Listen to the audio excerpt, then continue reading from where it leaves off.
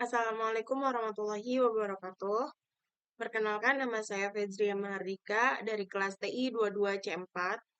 Di sini saya akan menjelaskan materi yang telah disampaikan oleh Bapak dosen kebutuhan analisis sistem yang ada di kelas.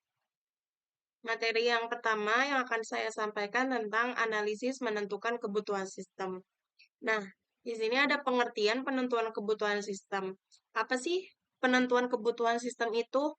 Penentu, eh, Penentuan kebutuhan sistem merupakan proses penting dalam pengembangan sistem informasi yang bertujuan memastikan bahwa solusi yang dihasilkan sesuai dengan yang pertama ada kebutuhan bisnis, selanjutnya ada memenuhi harapan pengguna, dan berfungsi secara efektif.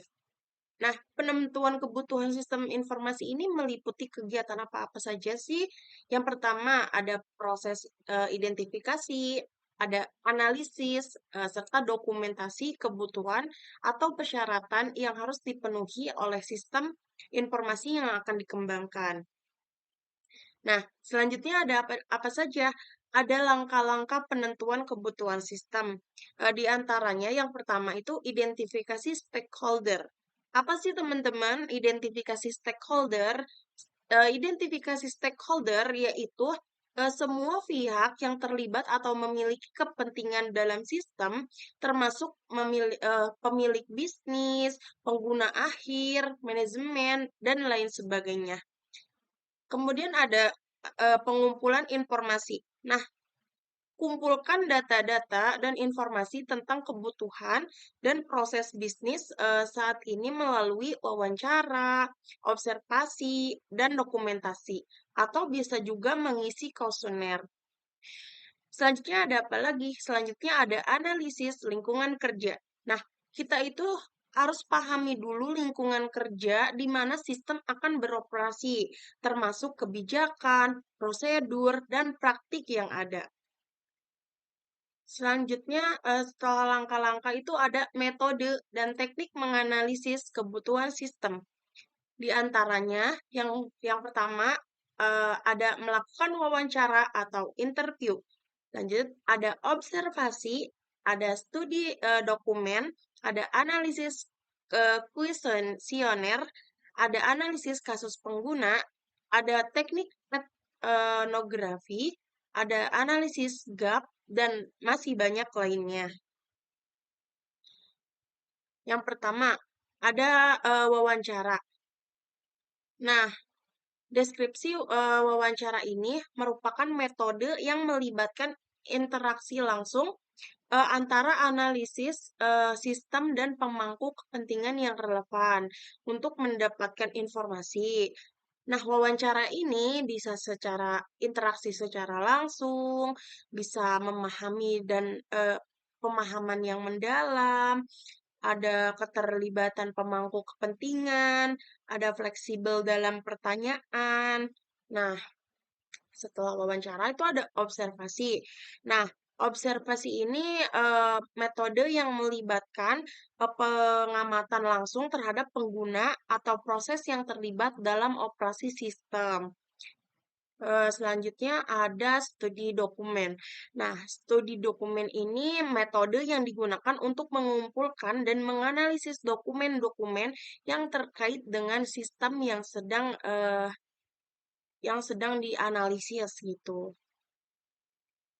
Selanjutnya ada analisis kuesioner. Nah, analisis ini metode yang melibatkan pengguna kuesioner survei yang didistribusikan kepada pemangku kepentingan untuk mengumpulkan data tentang kebutuhan. Selanjutnya ada analisis kasus pengguna.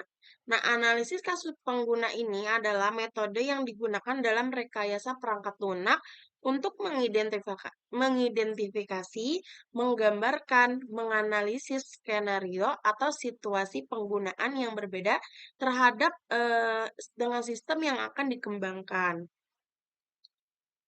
Nah, selanjutnya ada studi kasus. Nah, studi kasus ini yaitu ada diskusi kelompok.